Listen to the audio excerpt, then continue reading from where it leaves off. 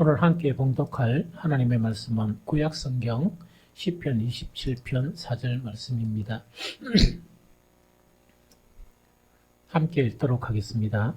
내가 여호와께 바라는 한 가지 일 그것을 구하리니 곧 내가 내 평생에 여호와의 집에 살면서 여호와의 아름다움을 바라보며 그의 성전에서 사모하는 그것이라. 한 번 더 읽겠습니다.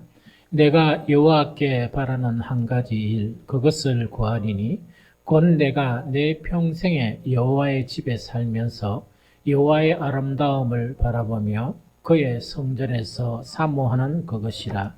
아멘. 오늘 읽었던 지난주에도 이 본문 말씀하고 이번 주의 본문 말씀이 동일합니다. 그래서 오늘 읽었던 그런 본문 말씀 자체는 이 성경을 읽는 그리스도인들에게 여러 가지 교훈적인 그런 반응을 하게 만드는 그런 구절 중에 하나입니다. 그래서 예를 들면 뭐냐니까 어떤 반응을 고백하는 거니까 내가 여호와께 바라는 한 가지 일 그것을 구하리니 곧 내가 내 평생에 여호와의 집에 살면서 여호와의 아름다움을 바라보며 그의 성전에서 사모하는 그것이다. 이렇게 고백하는 것을 들어보면서 어떤 사람들은 참 믿음이 좋구나 이렇게 이제 반응하는, 그래서 나도 그런 믿음이 되었으면 좋겠다 이렇게 반응하는 사람들도 있고, 또 어떤 분들은 뭐냐니까 하나님을 참으로 사랑하는구나, 그래서 나도 언제 이렇게 하나님을 사랑할 수 있을까 이런 반응을 하는 분도 있고, 또 어떤 분들은 참 아름다운 신앙이고 참 아름다운 고백이다, 나도 죽기 전에 정말 내 마음에서 이런 고백을 들을 수 있었으면 좋겠다 이렇게 이제 여러 가지 이제 반응을 나타납니다. 그래서 지난주에는 이 성경 구절을 가지고 아름다운 동행이란 그런 주제를 가지고 이 말씀을 접근해 봤습니다. 그런데 이번 주에는 조금 이렇게 다른 그런 방향으로 이 말씀을 생각하고자 합니다. 그것이 가장 복된 그런 소망, 달리 말하면 신약 성경에서 말하는 참 소망이에요. 그래서 이런 주제를 가지고 이 은혜를 나누었으면 좋겠다 하는 생각이 듭니다. 사람들이 가지고 있는 소망은 다양합니다. 이 다양한데 정말 이 다양한 소망들 자체는 이 세상의 사람이라면 소망은 다 다른데 이해가 다 돼요. 그래, 그런 소망은 가져야지 이해가 다 되거든요. 그래서 이것은 뭐냐니까 사람들의 취향에 따라서 하고 싶은 일이 다르고 사람들의 그런 취향에 따라서 이 갖고 싶은 게 다르고 이러다 보니까 여러 가지 그런 소망들이 다르지만 공통적인 것은 뭐냐? 들어보면서 다 긍정을 내요. 그거 맞다 이렇게 긍정을 하거든요. 그런데 그 세상 사람들이 긍정할 수 없는 이해가 안 되는 소망이 있어요. 그것이 바로 다윗이 이렇게 소망하는 이 소망이에요. 세상 사람들이 들으면, 또한 믿음의 생활을 오래 하지 않는 사람이 들으면 어떻게 그런 거를 소망하노? 돈도 안 되고 그 자체가 어떻게 사람을 행복할 수 있고 어떻게 그렇게 소망이 되느냐, 그 이야기거든요.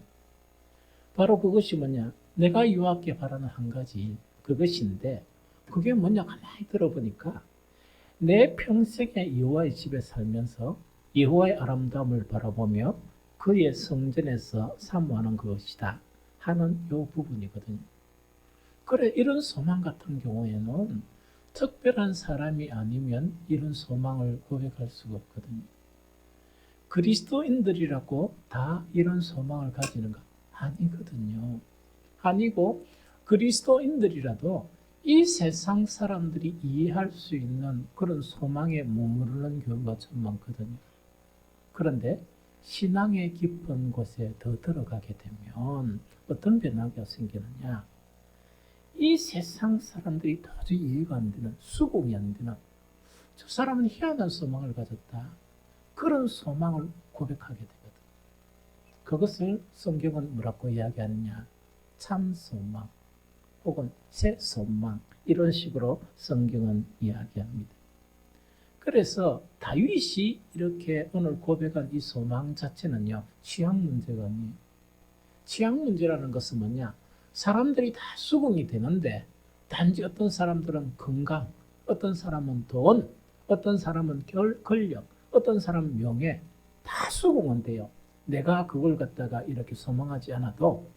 그런데 다윗의 이 소망 자체는요, 취향이라는 그런 범주에 묶어 놓을 수가 없다.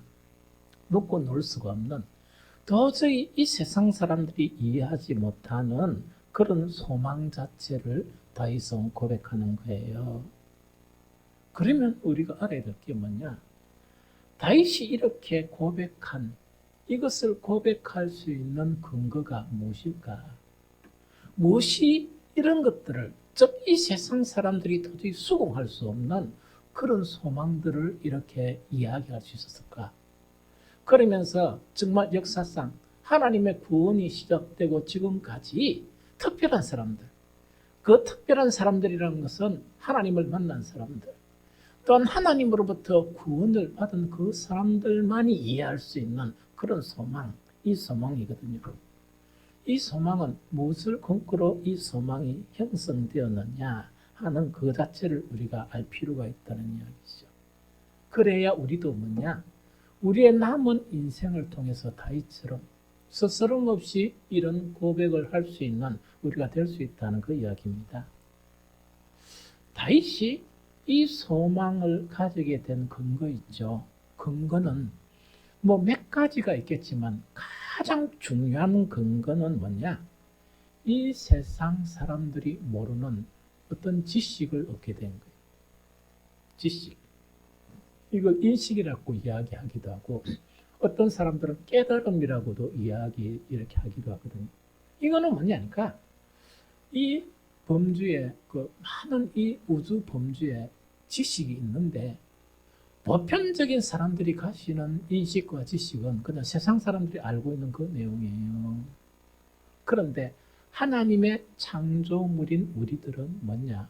특별한 경우에 이 세상 사람들이 도저히 근접할 수 없는 깨달음, 이 세상 사람들이 일평생 죽을 때까지 가질 수 없는 그런 지식이 있죠. 이런 지식들을 딱 가지게 되면 그 지식 자체가 이런 고백을 할 수 있게 만든다 하는 그 이야기죠. 다윗의 시편을 보면요, 보편적인 사람들이 가지지 못하는 인식, 지식, 이것을 갖다가 이렇게 고백하는 경우가 너무 많아요. 그 내용이 상당히 많은데 중요한 거 몇 가지만 딱 간추려 보면 그 시편에 구구절절하게 어떤 내용이 있는가? 이 세상에서 믿을 것은 하나님밖에 없다. 그래서 여호와는 나의 반석이시요, 여호와는 나의 구원이시요 하면서 이런 고백들 자체가 그 모든 시를 보면 구구절절이 있습니다. 이런 인식이 있다 보니까 나는 군대가 나에게 몰려오더라도 나는 두려움이 없다 하는 그런 지식 체계가 형성이 된 거예요. 골리앗을 딱 보니까 다들 두려워했는데 이 다윗에게는 뭐가 어떤 그런 지식 체계가 형성되어 보니까 저거는 내 손에 죽은 곰새끼나 사과새끼에 지나지 않는다 하는 그런 인식 체계가 형성이 됐던 거예요. 그래서 다윗은 뭐냐니까 이 세상들이 사람들이 모르는 지식, 인식, 깨달음 자체가 정말 그의 인생을 바꾸고 그의 고백을 바꾸고 그의 삶을 바꾸게 된 거예요. 두 번째 또 정말 이 다윗이 시편에서 구구절절히 고백하는 내용 자체가 어떤 내용이냐? 요약하면 이런 내용이에요. 많은 사람들은 뭐냐? 이 세상에 가치 있는 것들이 참 많아요. 어떤 사람은 보석이나, 어떤 사람들은 물질이나, 어떤 사람들은 명예나 이렇죠. 다윗의 고백하는 거 보면요, 참 신기해요. 다윗의 시편의 고백에 보면 목동이었을 때나 이 군인이었을 때나 왕이었을 때 있다, 그죠? 별로 이 목동이었을 때 막 자기 신세를 한탄하고 그런 내용이 전혀 없어요. 내용이 없고 거의 일관성이 있는 그런 고백이 나타나는데, 그러다 보니까 학자들이 이 시를 언제 지었을까 그 추정하는데 상당히 문제가 생겨요. 시의 내용이 만약에 목동이었을 때 내가 왜 이 모양이냐 하는 그런 시가 있었다 그러면 목동이었구나 대번에 알잖아요. 목동이었을 때도 없고 왕이었을 때도 지나친 그 왕에 대한 그런 자랑도 전혀 없어요.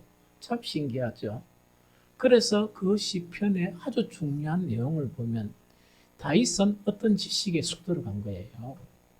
도저히 사람들이 깨닫지 못하는 그런 지식에 쑥 들어갔는데 그 지식이 뭐냐? 이 세상에서 가치성을 지니는 분은 하나님밖에 없다. 그걸 깨달아요. 목동도 장군도 또한 왕도 아닌 이 세상 사람들이 추구하는 금이나 은이나 명예도 아닌 뭐냐? 이 세상에서 가장 가치성을 지니는 분은 딱 한 분이신데 그분이 여호와 하나님이다. 이런 지식이 있었던 거예요. 참 놀라운 지식이죠. 아무리 하나님을 믿는 사람이라도 이런 지식에는 못 들어가거든요. 일평생 못 들어가는 사람이 있어요. 이해조차 못하는 사람이 있는데 다윗은 스스럼 없이 이런 것들을 고백하는 거거든요. 또 한 가지 다윗의 시를 분석해 보면 이런 것이 있어요.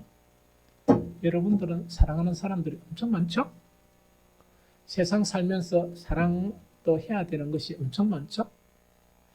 다윗의 시편에 보면 어떤 내용을 알 수 있느냐? 이 세상에 사랑할 수 있는 분은 하나님밖에 없다. 사람도 없고 내 가족도 아니고 내 아내도 아니고 내 남편도 아니고 또한 내가 여러 가지 친한 그런 친구도 아니고 정말 사랑할 분 자체는 하나님밖에 없으시다 하는 이런 지식 자체가 어디에 형성되었느냐? 다윗에게는 형성이 되었어요. 이 지식이 형성이 되었어요. 깨달음이 형성된 거예요. 그래서 이 다윗의 그런 시편 하나를 보면 이런 것들이 함축되어 있는 게 있어요. 시편 16편 2절 3절 세 번역으로 한번 읽어보겠습니다. 다 같이 읽습니다. 시작. 나더러 주님에 대해서 말하라면 하나님은 나의 주님, 주님을 떠나서는 내게 행복이 없다 하겠습니다. 땅에 사는 성도들에 관해 말하라면 성도들은 존귀한 사람들이고 나의 기쁨이다 하겠습니다. 이것이 방금 내가 열거한 있죠. 그런 새로운 그런 지식이 있다 보니까 어떤 고백을 하느냐. 혹시 누군가 하나님이라도 나에게 니한테 하나님은 어떤 분이냐 이렇게 질문하고 내가 대답하라 그러면 하나님은 나의 주님, 주님을 떠나서는 내게 행복이 없습니다. 정말 하나님을 이렇게 믿는 사람들조차 그런 지식에 들어갈 수 없는데 다윗은 그런 지식을 깨달은 거예요. 그런 지식을 소유한 거예요. 또 그것뿐만요. 하나님이 아니더라도 만약에 하나님께서 그러면 성도들 하나님을 믿는 이때 성도들은요. 가짜 믿음이 아니고 어린 믿음이 아니고 진짜 믿음. 성도들의 나라를 하면 성도들은 니한테 어떤 사람이냐 딱 하니까 다윗은 이런 고백을 하는 거예요. 성도들은 존귀한 사람들이요 나의 기쁨입니다. 그 사람이 신분이 어떻든 간에 참 성도들은 나에게 어떤 사람이냐 너무나 존귀한 사람들이다. 왜? 존귀하신 하나님이 선택한 사람들이기 때문에 존귀한 사람들이고 성도들은 바로 무엇이냐? 하나님이 나에게 기쁨이듯이 그 성도들도 나에게 기쁨입니다. 이런 고백을 하게 됩니다.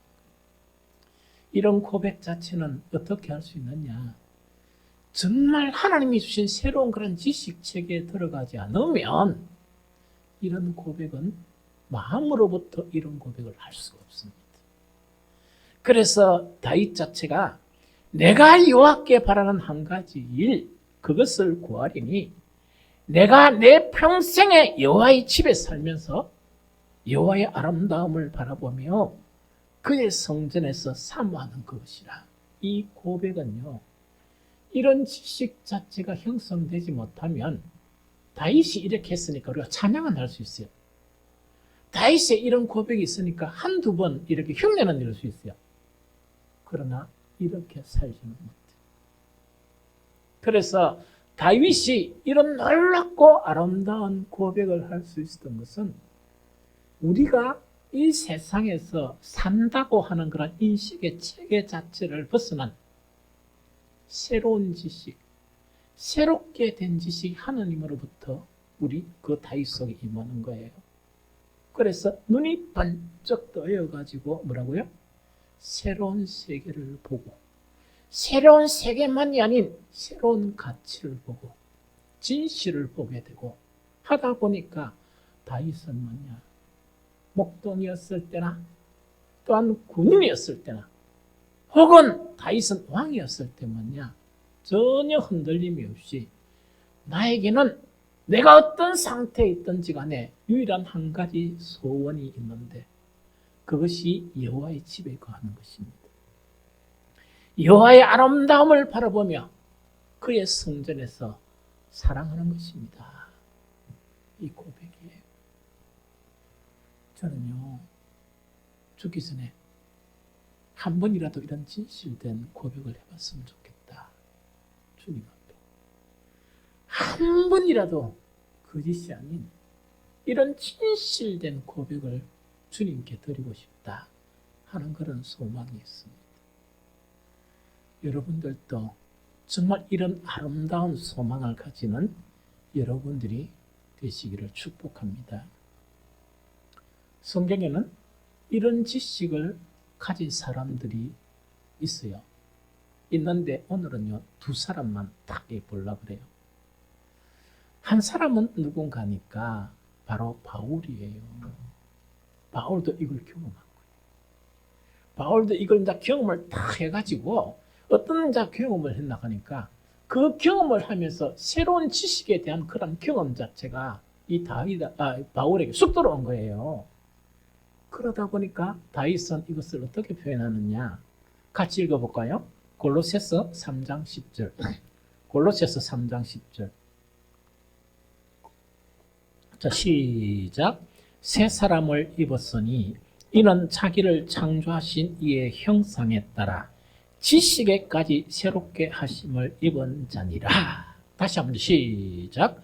새 사람을 입었으니 이는 자기를 창조하신 이의 형상을 따라 지식에까지 새롭게 하심을 입은 자니라. 요거 간단한 한 구절이 복잡해요. 간단하게 설명한 이야기입니다. 그리스도인들은요, 여러분들이 고백한 것처럼 새 생명을 가진 사람이,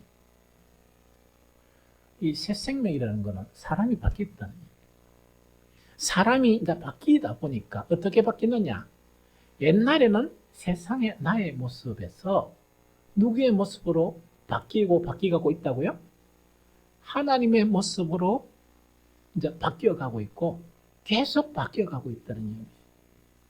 그런데 이 바뀌어가고 있는 새 생명 자체 안에 가장 소중한 것이 있는데 그것이 뭐냐? 지식의 체계가 바뀌어버립니다.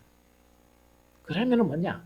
속된 인간의 지식, 타락한 인간의 지식에 매여있던 이것이 풀어지면서 하나님 안에 있던 그 지식 자체가 우리 속에 쑥 들어오는 거예요. 바울은 바울 자체도 그것을 경험했지만 모든 그리스도인들에 향해서 뭐라고 이야기하느냐? 너희들은 새 사람을 입었기 때문에 자기를 창조하신 이의 형상에 따라서 변해간다. 그런데 그것만 변해가는 게 아니고 뭐냐? 지식에까지 새롭게 변해간다. 이 말은 뭐냐? 새로운 지식을 얻게 되고 계속적으로 새로운 지식 자체가 풍성하게 된다는 그 이야기입니다. 바울은요, 이 새로운 지식이 형성이 되었던 거야. 어떻게 형성되느냐? 다메섹 독상에서 빛이신 주님을 보고 사람이 바뀌었어요. 사람이 바뀌었는데 우리가 생각하기를 주를 위해서 막 충성하고 전도하고 그렇게만 바뀐 게 아니고 가장 본질적으로 바뀐 것이 뭐냐?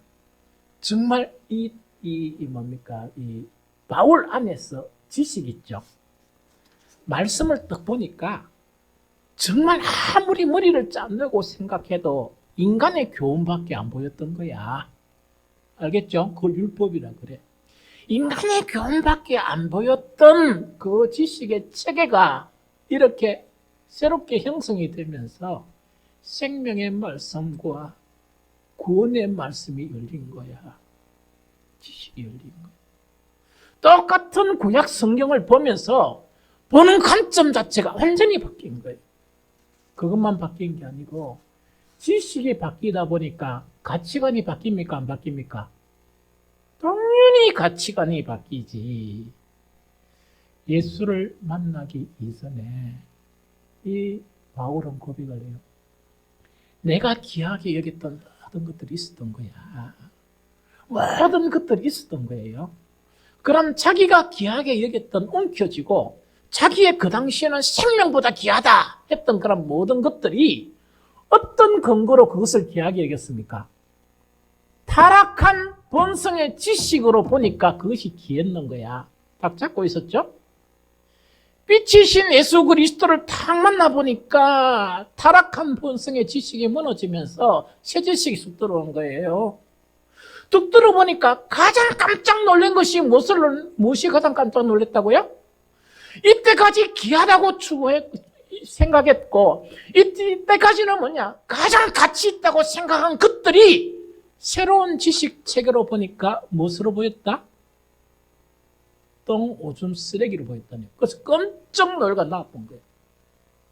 깜짝 놀래가 그걸 나와버린 거예요. 왜냐니까 자기가 이때까지 정말 유학 가가지고 예루살렘에서 정말 열심히 공부하고 추구했던 모든 것들 자신의 지식이 헛것이었구나 하는 걸 깨달았던 거예요. 우리는 새 지식 없이는 배설물을 넣을 수가 없는 사람입니다.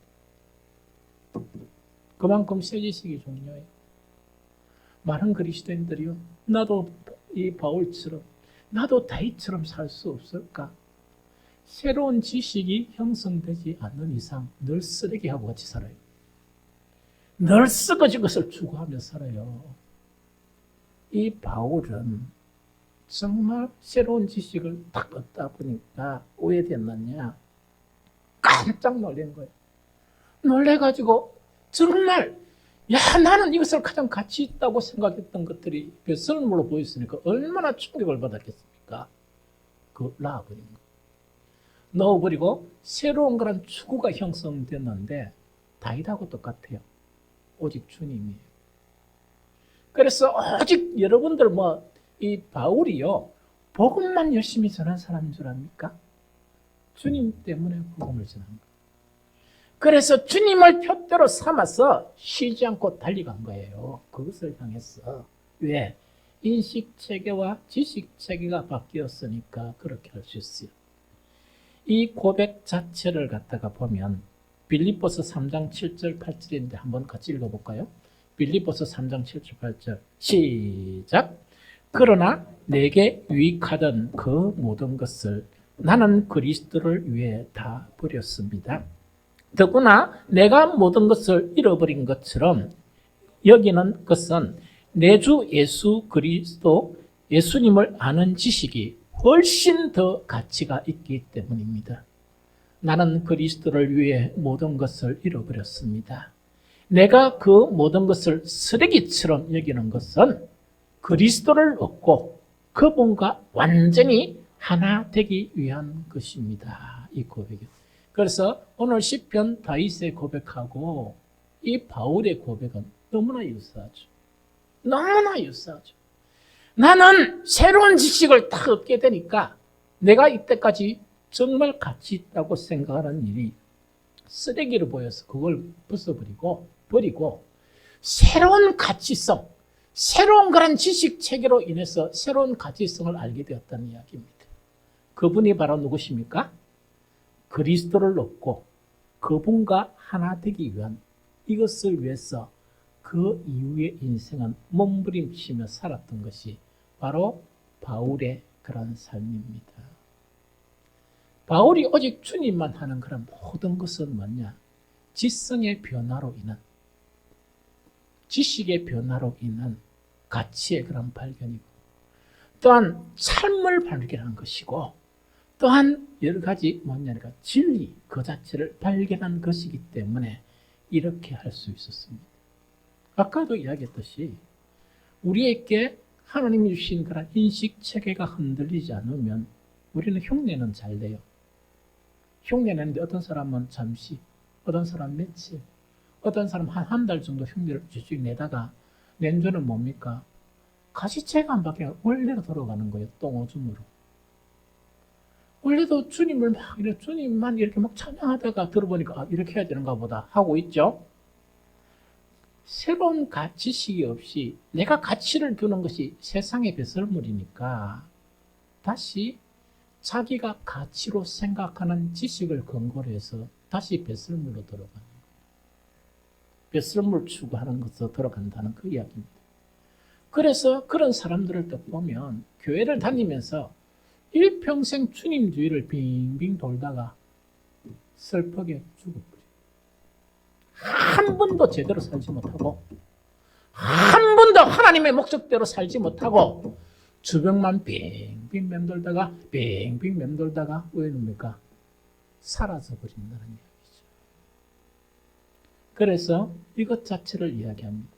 한 사람을 더 볼까요? 세례 요한의 그런 두 제자가 있어요. 한 사람은 안드레고 한 사람은 이름이 밝혀지지 않았어요. 이거는 어떤 개념을 주느냐 이야기입니다. 여러분들 기독교인이 아니도요. 지식 자체의 한계를 깨달은 사람이 너무 많아요. 이거는 뭐냐?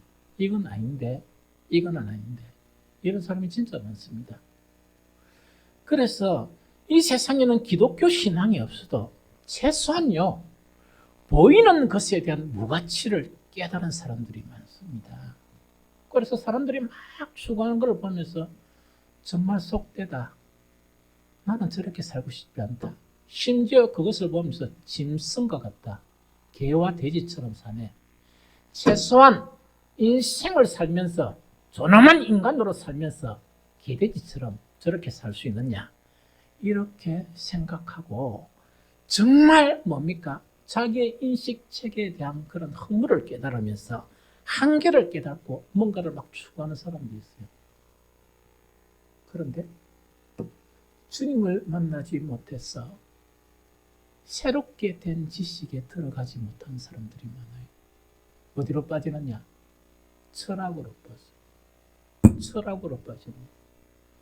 그래서 철학자들은 세속적인 사람을 향해서 참 더럽고 질 낮은 사람이다 이렇게 이야기하죠. 세상 사람들은 철학자들을 향해서 뭐라고 이야기합니까? 좀 미친놈아 이거. 이렇게 서로 이제 비난하는 거야. 참 슬프죠? 세례 요한의 두 제자 안드레와 그 한 명의 제자는요. 이 세상에 살면서 인간이 가지는 지식의 한계를 깨달은 것 같고 그 다음에 지식의 그 한계를 근거로 해서 그들이 가지고 있는 소망 자체가 너무나 허무한 것이다. 부질이 없는 것이다. 하는 그 정도는 깨달았던 것 같아요. 제가 상상하건대 그러다 보니까 이 사람들은 세례 요한이 등장하자 모든 것을 버리고 참을 향해서 세례 요한의 제자가 되었습니다. 이 세례 요한의 제자가 딱 되었는데 이 세례 요한의 그런 제자가 되면서 따라다니다 보니까 뭔가 한계를 느꼈던 세례 요한에게로부터 한계를 느꼈던 거예요. 그러다 보니까 누가 등장합니까? 예수님이 등장을 하게 됩니다. 예수님이 딱 등장하자마자 세례 요한으로부터 더 이상 이렇게 참 자체에 접근할 수가 없구나. 이렇게 생각하니까 예수님을 찾아간 거예요. 그때 예수님의 질문이 아주 묘한 질문을 해요. 어떤 질문하느냐? 뭐 죽고? 뭘 원하노? 그 질문을 한 거예요. 예수님이 테스트하신 거, 이 사람들을 알죠? 뭐 해주면 되겠노? 이거는 뭐냐? 그 당시에 대부분의 사람들이 뭔가 필요해가지고 예수님을 찾아요. 그런데 그것을 얻었지만 그것은 영원한 것입니까? 없어지는 것입니까? 없어지는 것이죠. 그렇게 예수님이 질문을 탁 던지니까 이 두 제자가 아주 본질적인 그런 대답을 합니다. 우리에게는 그런 것들이 아무런 필요가 없습니다. 우리가 알고자 하는 것은 주님은 어디에 계십니까? 그 질문을 하는 거예요. 바로 다윗이 뭐냐? 나의 일평생 한 가지 소원은 어디에 사는 것이다? 여호와의 집에 사는 것이기 때문에 이분들, 이 두 사람의 대답도 뭐냐? 주님이 주시는 것 너무나 많지만은 우리는 그것이 필요해서 집을 나와가지고 세례요한을 따라다니지 않았습니다. 주님께 온 것은 그 모든 것이 필요해서 우리가 주님께 온 것이 아니고 우리가 알고자 하는 것은 주님이 사시는 곳입니다. 그 고백이에요. 이 사람들은 아마 이거는 제 생각이에요. 왜 이런 고백을 하느냐?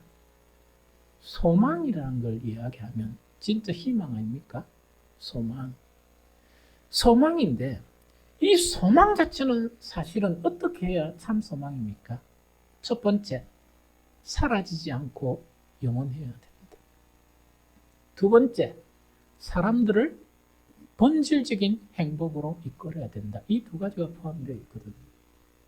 그런데 이 두 사람 외에 많은 사람들은 뭐냐? 속고 이제 헛된 소망을 가지는 거예요. 모르는 거예요. 왜? 지식 체계가 그밖에 안 되니까. 그런데 이 두 사람은 뭐냐? 세상 사람들이 가지고 막 추구하는 것을 보니까 이 두 가지가 없는 거예요. 있다가 없어지는 것들이고 결국은 보니까 행복하지 않고 뭐래요? 불행하게 만드는 거예요. 한 가지 예를 들어서 뭐냐? 돈이 있으면 행복할 건데가 열심히 돈을 버린 거예요. 어떤 부부가. 돈이 어느 정도 있으니까 그럼 행복해야 되죠. 돈 없을 때보다 돈이 좀 많아지면 더 행복해야 되죠. 쌀들이 싸우는 게야. 막 격렬하게 전쟁을 벌여. 뭐 때문에? 돈 때문에. 이 세상의 모든 다툼은요, 거의 90% 이상의 돈 문제예요. 그래서 돈 문제에 자유롭지 못하고는 절대 행복에 들어갈 수 없습니다. 그 두 제자 있죠. 제자는 그걸 깨달은 거예요. 그래서 주님께서 너희에게 무엇을 줄까? 이렇게 이야기하니까 우리 모든 것 필요 없습니다. 우리가 필요한 건 주님입니다. 그 고백 자체가 이 사람들로 인해서 이 사람들은 뭐냐? 주님을 만나게 되고 주님으로부터 이 세상 사람들이 가지지 못했던 이 두 사람도 철학으로 빠질 수 있었어요. 왜? 주님을 못 만났으면 참 지식에 이룰 수 없죠. 그래서 이 두 사람은 대단히 복 있는 사람이에요. 주님을 만남으로 참 지식을 얻게 되고 그들의 인생 자체가 바뀌어버린 거예요. 이걸 이야기합니다. 오늘 복된 예배에 참석한 우리 모든 성도들에게 목사는 간절한 소원이 하나 있습니다. 여러분들은 타락한 지식의 체계 안에 갇혀 있습니다. 이게 안 깨지고는요, 절대로 아무리 소원해도 하나님께 가까이 가지를 못하고 하나님이 원하는 그런 구원 자체를 누리지 못합니다. 단지 그런 척할 뿐이지 절대로 그래 못합니다. 그래서 하나님께서 놀라운 은총을 여러분들에게 주셔서 정말 새롭게 된 지식을 경험하는 그것을 얻게 되는 여러분들이 되시기를 축복합니다. 자, 여기까지 하고 나면서 또 우리가 생각해야 될 하나가 있습니다. 새로운 지식을 얻은 척하는 사람들이 참 많아요. 그래서 사람은 속이는데 누구 못 속이는가? 자기 자신과 주님은 속이지 못해요. 이런 사람들은 뭐냐? 교회 이러면요 정신없이 다녀요. 그럼 교회 정신없이 다니면 행복해져야 됩니까? 아니어야 됩니까? 행복해져야 뜻 보면 저거는 행복하다는데 엉망진창이에요. 가정도 엉망진창이고 삶도 엉망진창이고 이래요. 그래서 여기에 속아버리면 안 돼요. 여기에 속으면 안 되거든요. 새로운 지식을 얻게 되면 우리는 다윗처럼 바울처럼 세례 요한의 두 제자처럼 그런 반응을 일으키는데 반드시 새로운 지식을 받았다는 증거들이 나와야 돼요. 증거들이 수반이 돼야 됩니다. 그렇지 않고는 뭐냐? 단지 열심히 한 가지 있죠. 막 열심히 이 교회 일하는 한 가지로서 저런 사람들은 새로운 지식을 가졌다고 이야기할 수 없습니다. 그것을 지금 생각해 보려고 합니다. 제일 첫 번째로 뭐냐? 하나님께서 우리에게 타락된 거란 지식의 체계에서 벗어나서 새로운 인식 체계가 형성되죠. 깨달음이나 지식이 형성되죠. 탁하면요 반드시 변하게 되는 것이 뭐냐니까 말씀의 신비한 능력을 알게 돼요. 말씀의 신비한 능력을 다 알게 된다 하는 그걸 이야기합니다. 시편 19편 7절에서 10절에 보니까 이래 되어 있습니다. 여호와 율법은 완전하여 영혼을 소성시키며 여호와의 증거는 확실하여 우둔한 자를 지혜롭게 하며 여호와의 교훈은 정직하여 마음을 기쁘게 하고 여호와의 계명은 순결하여 눈을 밝게 하시는도다. 여호와를 경외하는 도는 정결하여 영혼에까지 이르고 여호와의 법도 진실하여 다 의로우니 건 곧 많은 성금보다 더 사모할 것이며 꿀과 송이꿀보다 더 달도다. 이런 고백이에요. 이거는 뭐냐니까 자 들어봅니다. 여러분들 가슴에 손을 탁 덮고 손을 얹고 이렇게 생각해 보면 돼요. 하나님의 말씀이 즐겁습니까? 하나님의 말씀이 기쁨을 줍니까? 하나님의 말씀이 정말 귀한 이 세상에 돈 주고 살 수 없는 그것 자체를 하나씩 하나씩 경험하게 만듭니까? 그렇게 된 사람 같으면 왜 되겠습니까? 아내는 남편에게 여보 눈도 침침한데 그만 성경 읽지요. 이래 이야기하겠죠? 남편은 아내한테 네 피곤할 건데 성경 좀 그만 읽지요. 이래 하겠죠? 왜냐니까 말씀이 주는 유익이나 기쁨이나 이것 자체를 이미 아니까 이런 지식이 형성됐으니까 뭘 찾겠습니까? 시간만 나면 말씀을 찾겠죠. 말씀을 찾겠죠. 그런데 이런 새로운 인식체가 형성되지 않고 말씀 생활을 하게 되면 왜 됩니까? 설교 시간에 아내는 남편 깨우는 게 일이에요. 일나라 하니까 설교하는데 잠 되나? 그 다음에 남편은 아내에게 피곤한데라도 좀 깨라, 일나라 이야기죠. 안 되는 거예요. 그래서 흉내는 낼 수 있죠. 목사들의 대부분 설교에서 성경을 가까이 해라, 말씀을 떠나면 안 된다 하니까 해야 될 건데, 해야 될 건데, 해야 될 건데, 이래 해야, 이 생각은 하지만 재미가 있어야 하지.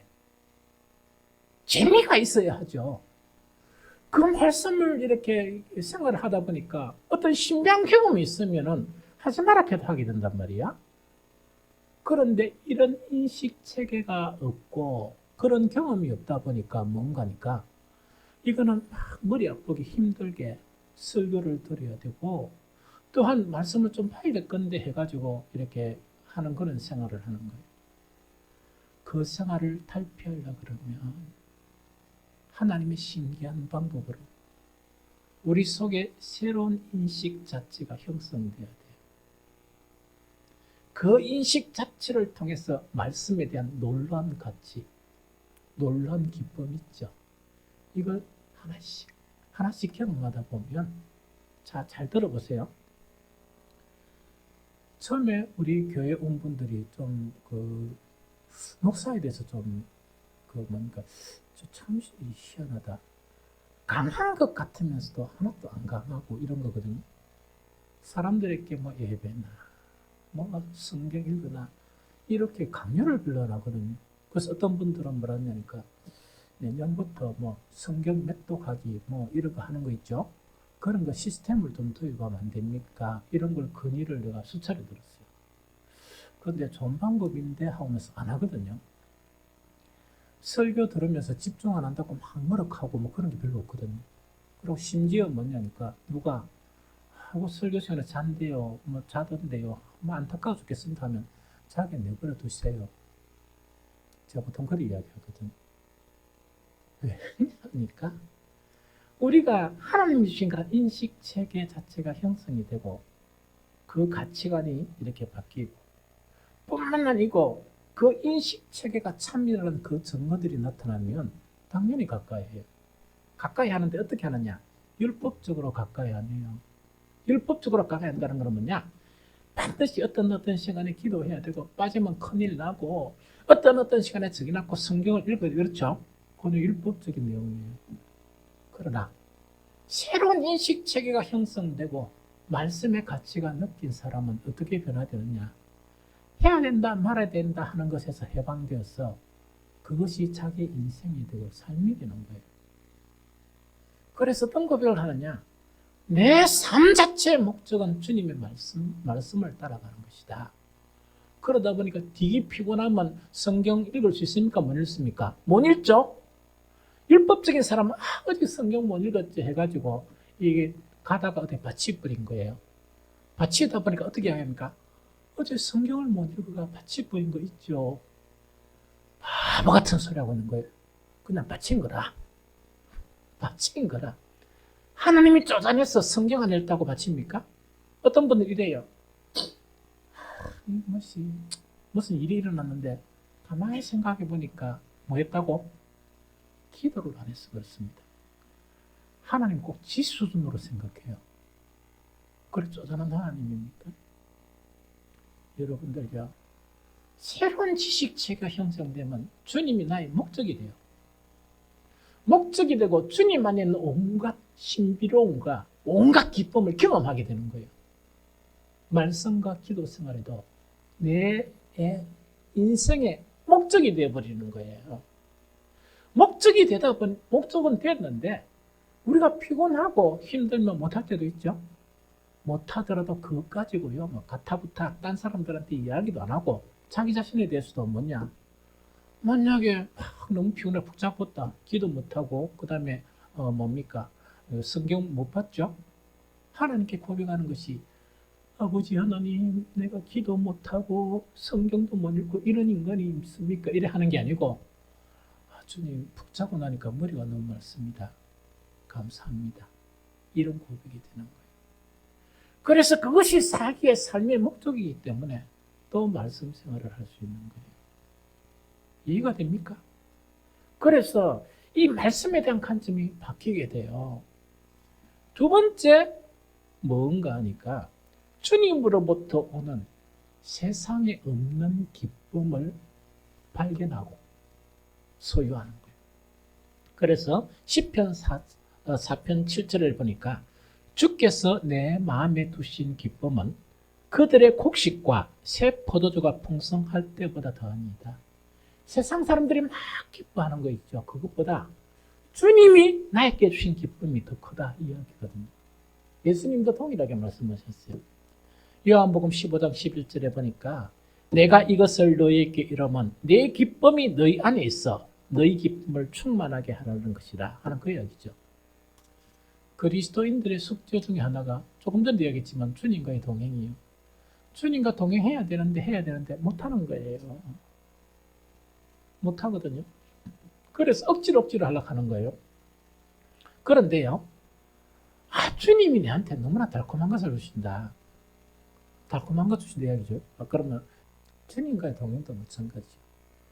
주님과 동행을 해야 된다. 그러나 아무것도 얻는 것이 없는 그런 상태가 되면 얼마나 힘듭니까? 그런데 주님이 동행할 때마다 나에게 이 세상에 없는 기쁨 자체를 주신다는 그런 인식체계, 그것에 대한 발견이 되게 되면 왜 됩니까? 시간이 나면 주님과 동행하겠죠. 시간이 나면 주님과 동행하겠죠. 컨디션이 좋으면 밤새도록 주님과 동행하겠죠. 무슨 말이겠지? 컨디션이 좋으면 오랜 시간 동안 주님과 동행하는 거라. 왜냐니까 너무 얻는 것이 많으니까. 새로운 지식체계는 이것 자체가 증거로 나타나요. 참 신기하죠. 마지막 한 증거가 바로 뭐냐? 순종의 가치를 알아요. 시편 48절에 보면 나의 하나님이여 내가 주의 뜻 행하기를 즐기오니 주의 법이 나의 심중에 있나이다 하였나이다. 이 고백이에요. 이 다 다윗의 고백이죠. 그리스도인의 숙제 중에 하나가 순종해야 되는데 못하고 순종해야 되는데 못하고 막 이렇게 절망해요. 절망하지 마세요. 순종 못합니다. 순종 못하거든요. 그런데 하나님의 은총으로 새로운 지식체가 형성이 되면 어떤 인식체가 형성이 되는가? 주의 뜻 행하는 것이 나에게 가장 즐거움입니다. 이 고백이. 왜? 그러다 보니까 얻는 것이 너무나 많으니까. 변화되는 것이 너무나 많으니까. 그래서 새로운 지식체계 자체는요. 바쁘게만 막 교회 일을 하는 것이 아니고 반드시 그것이 진실일 경우에는 이 세 가지 증거가 나타납니다. 말씀의 가치성에 대한 지식도 생기고 주님으로부터는 기쁨이 있다 하는 그것도 알게 되는 거예요. 세 번째 뭐냐? 순종이 얼마나 가치롭고 중요하다. 정말 그것을 통해서 구원이 완성되어서 간다. 구원을 경험해 간다 하는 걸 알게 되는 거예요. 그래서 이 세 가지가 동시에 나타난다 하는 그 이야기입니다. 마지막 요것만 탁 나누고 이제 마칩니다. 어떻게 이런 지식을 가지느냐? 사람이 보면 됩니다. 지식은 하나님만이 주세요. 하나님만이 주시거든요. 그런데 우리가 뭐냐? 알아야 될 게 있어요. 알게 되면 하나님이 우리에게 이런 새로운 지식을 주시기가 쉬워요.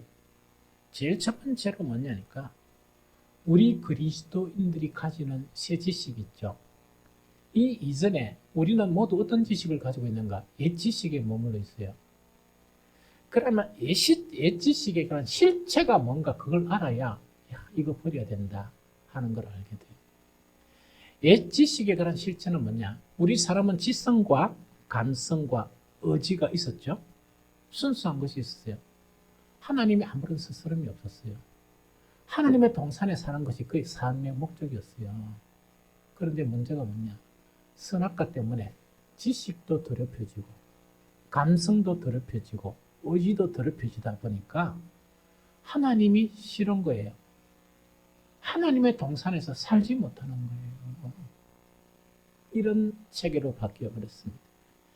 그러다 보니까 진정한 어떤 인식, 진정한 깨달음은 없고 뭐냐? 하나님이 보시기에 좀 진짜 지식 같으면 그것이 배설물인데 배설물을 보배로 생각하고 사는 거예요. 너무 끔찍하죠. 배설물로 보배로 여기고 하나님이 보시기에 참 지식에 있어서 보물은 뭡니까? 도리어 배설물로 여기는 거예요. 이래서 하는 거예요. 세상 사람의 지식체계는 그렇습니다. 교회는 다녀도 새롭게 된 지식의 형성이 없이는 세상 사람과 똑같이 살아요. 차이는 나타나요. 뭐 예배 드리는 거, 기도하고 헌금하고 이런 건 해요. 교회 충성하고는 해요. 그러나 새로운 지식이 형성되지 않고는 진정하게 다윗처럼 나의 소원은 여호와의 집에 거한 것입니다. 이런 소원은 가질 수가 없어요. 그걸 이야기하거든요. 그래서 가령 예를 들면 성경의 모든 가르침을 보면 가름 가르침에서 대강령을 보면 어떤 내용이 있습니까? 신명기 6장 5절 너는 마음을 다하고 뜻을 다하고 힘을 다하여 내 하나님 여호와를 사랑하라. 딱 이게 못 박혀 있어요. 못 박혀 있죠? 이거는 어떤 말씀인가니까 성경이 가르치는 모든 말씀은 어떤 말씀이냐? 참 말씀이에요. 참 그렇게 돼야 된다는 이야기거든요. 그런데 지식 체계가 바뀌지 않는 타락한 지식을 가진 사람들이 너는 마음을 다하고 뜻을 다하고 힘을 다하고 내 하나님 여호와를 사랑하라 이렇게 하면 이게 엄두가 납니까 안 납니까? 엄두가 나는 거예요. 그러고 막 이렇게 돼야 될 건데 이야기는 되지만 못하는 거예요. 왜? 인식 체계가 안 바뀌었습니다. 그 인식 체계로 인해서 감정 자체, 감성 체계를 변화시키고 의지를 변화시켜야 되는데 그게 안 되는 거예요. 그래서 할 수 있는 것만 해요. 뭡니까? 뭐 교회 다니는데 큰 일주일에 한 번, 두 번 하는데 큰 문제가 있나? 천국 간다 하는데 그 정도는 해야지. 그 정도는 할 수 있어요. 그래도 교회 일도 좀 해야 안 되겠나? 또 그 정도는 할 수 있어요. 그런데 뭐가 억수로 힘든 것 같으냐니까 마음을 다하고 힘을 다하고 정말 뜻을 다해서 하나님 사랑하는 것은 큰 산처럼 보이고 큰 짐처럼 보이는 거야. 이거는 왜냐니까 우리 안에 그렇게 보이게 만든 지성, 타락한 지성의 체계 때문에 그래요. 그런데 이것이 무너지고 참 지성의 변화가 일어나면 뭐냐? 이것은 나의 운명이고 나의 삶이다. 하나님을 사랑하는 것은 나에게 본연의 그런 일이다 하는 것이 형성이 되면서 하나씩 하나씩 사랑을 쌓아가는 거예요. 이거 이해가 되죠? 그래서 우리의 옛 지식이 이렇게 이거는 아까 세례 요한이 그런 제자처럼 이거는 거짓이다 하는 것을 계속 되뇌이고 이렇게 해야 되는 거예요. 그래서 참 지식을 찾기 위해서 학문가를 찾는 그런 것 자체는 새로운 지식을 얻는 지름길이다. 두 번째 뭐냐니까 주님을 만나야 돼. 다윗처럼 바울도 다메섹 도상에서 주님을 만나고 지식이 바뀌어 버린 거예요. 그래서 에레미야 29장 13절을 함께 읽습니다. 같이 읽어봅니다. 시작.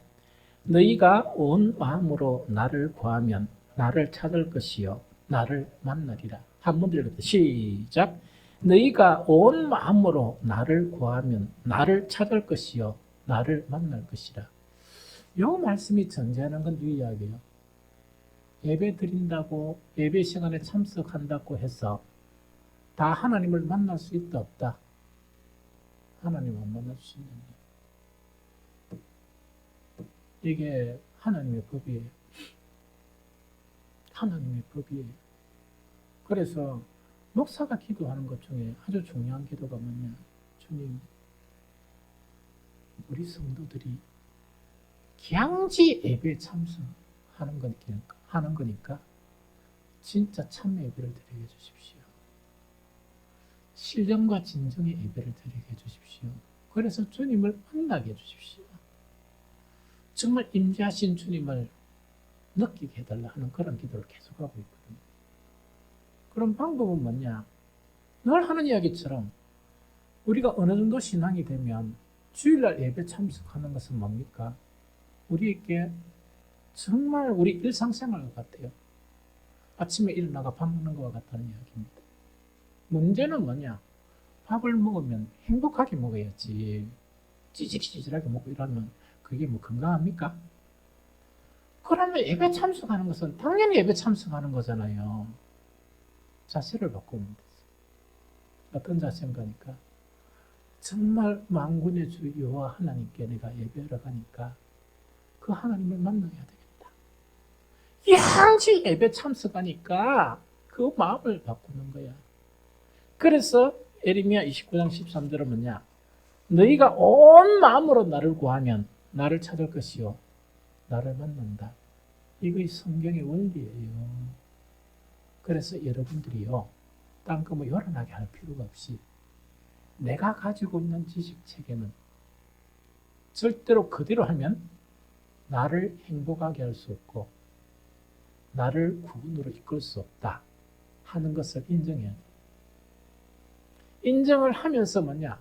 나에게는 새롭게 된 지식이 필요한데 하나님을 만나야만이 하나님께서 그 인식을 주신다, 지식을 주신다 하는 생각을 해야 돼.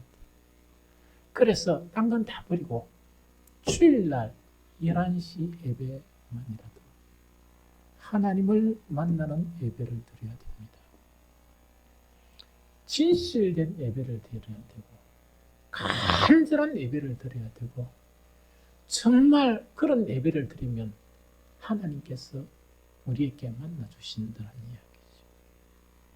하나님을 만나면 죄로 타락한 지식의 체계가 무너집니다. 무너지면서 새롭게 된 지식 체계가 형성이 되면서 여러분들에게는 지금까지 걸어왔던 것과 달리 경험했던 것과 달리 다른 세계를 경험하면서 여러분들은 하나님 주신 그런 구원의 기쁨을 누가 막 찬양해라 감사해라 안 해도 그것을 찬양하며 감사하게 되는 그것을 경험할 것입니다. 여러분들에게 하나님의 은총이 풍성하시기를 예수 그리스도 이름으로 축복합니다.